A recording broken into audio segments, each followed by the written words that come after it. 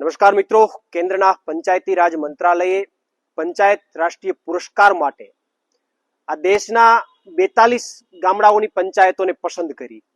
એમની જે વ્યવસ્થાઓ છે, એમની કામગીરીને લઈને 42 જેટલી ગ્રામ પંચાયતોને પસંદ કરવામાં આવી.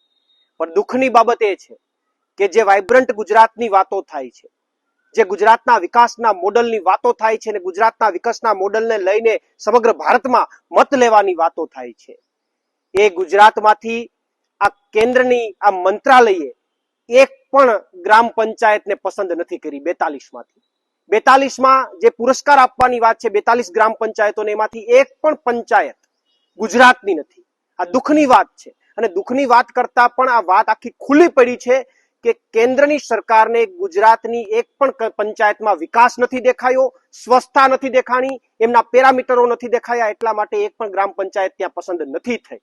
તો આખે આખું જે વિકાસનું મોડલ જે છે, ઊભું કરાયેલું પરપોટા જેવું મોડલ છે, ખુલ્લું પડ્યું છે. અને ડબલ એન્જિનની વાતો કરતી સરકાર, કેન્દ્રની સરકારે ગુજરાતની સરકારને પાટા ઉપરથી ઉતારી દીધી છે. ડબલ એન્જિનની માત્ર વાતો થાય છે, પણ ગુજરાતની અંદર વર્ષોથી ભાજપનું શાસન છે, પરંતુ ગામડાઓમાં વિકાસ નથી થયો, ગામડાઓમાં કામો નથી થયા. એનું પ્રમાણ અમે નથી આપતા, આક્ષેપ અમે નથી કરતા, પણ કેન્દ્રની સરકારે જ પ્રમાણ આપ્યું છે. ને એટલા માટે 42 ગ્રામ પંચાયતોને પસંદ કરવામાં આવી આખા દેશમાંથી, એમાં ગુજરાતની એક પણ ગ્રામ પંચાયત નથી.